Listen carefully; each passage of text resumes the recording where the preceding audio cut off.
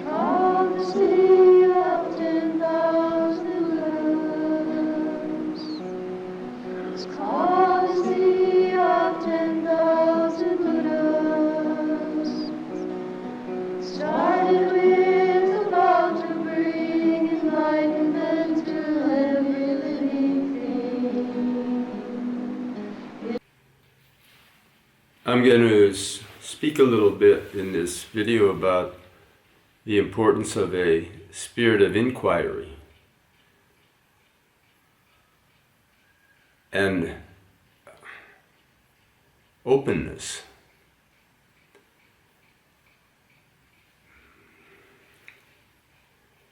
One of the signs that our practice is really going well is we have a burning thirst to satisfy. We want to ask questions. We want to study more. We want to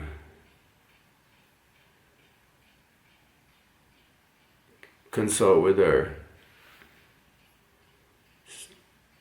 preceptor, if we have one. If we don't, we want to attend Dharma teachings.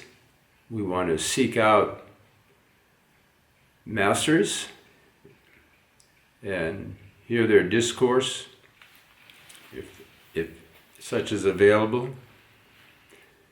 And in this day and age, it's so much easier than it used to be.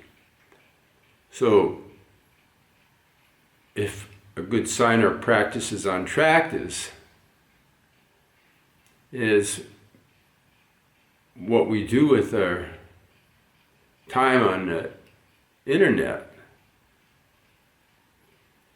Because there's great teachers teaching almost every single day. Are we tuning into those Dharma discourses?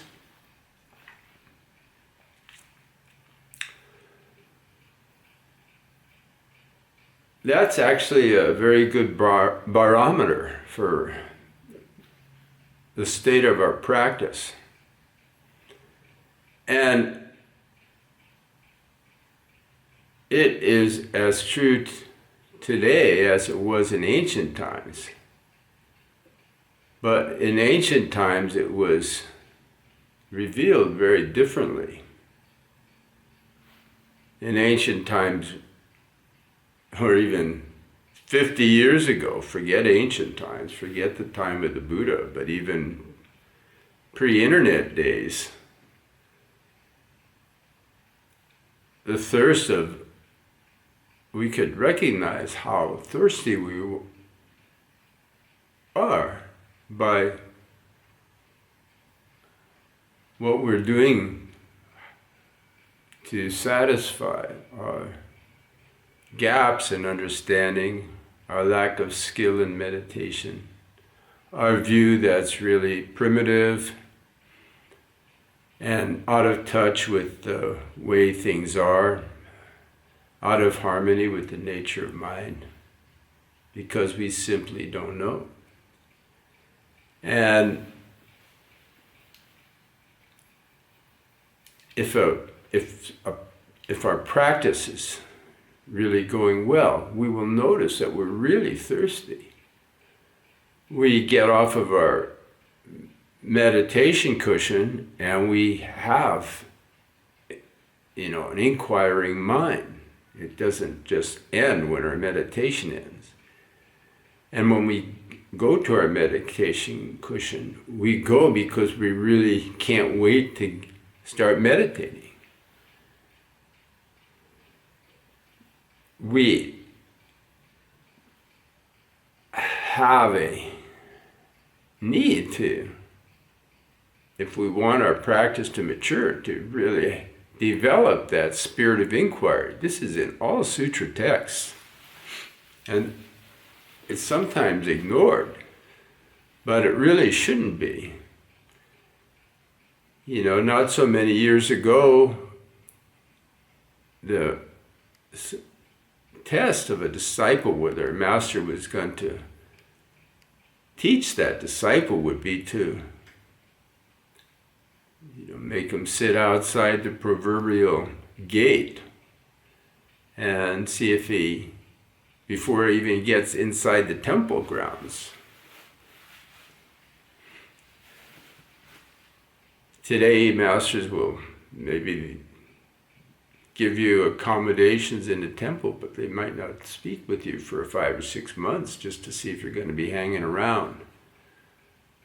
So that's the kind of thirst that we really have to have, not only before a master will instruct us, but before we even have any skill in meditation whatsoever. So if our meditation is stilted and forced, and we feel it as a hardship or a discipline, and when we have time on the computer, we don't see what kind of interesting teachings we might find, but we do other things. And we know that, yeah, we may be practicing meditation, but the thirst isn't there. You can go out on a date, but if the love's not there, it's not going to be happening. So you have to love meditation.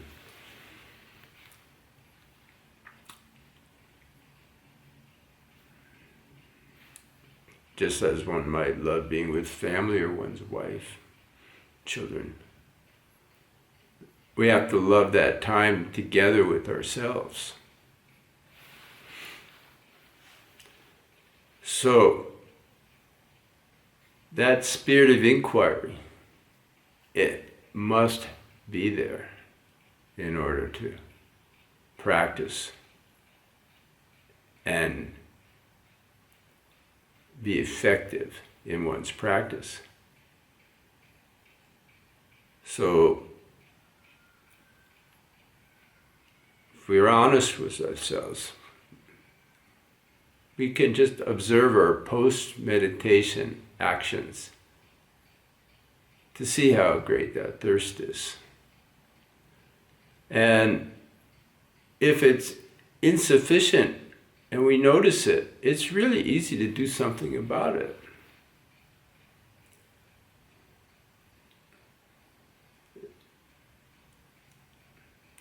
We have to work on ourselves a little bit more.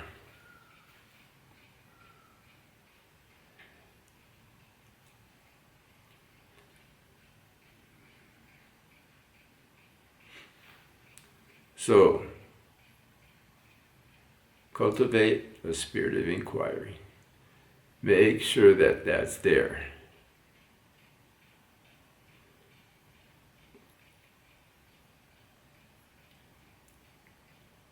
Observe the mind.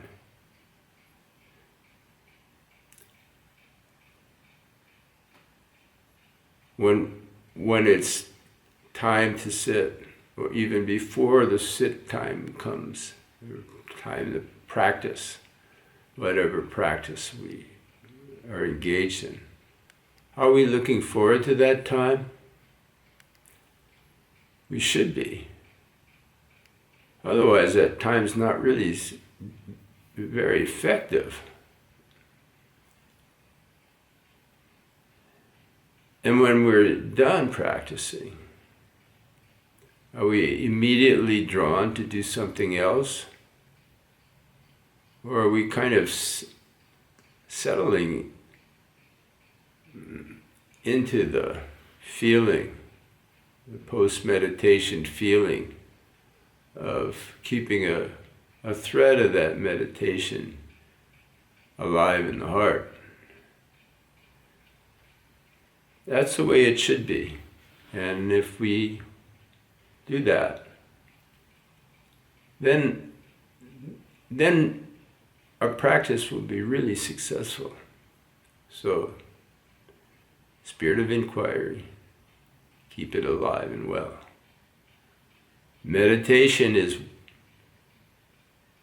has to have that. That's the other half of meditation.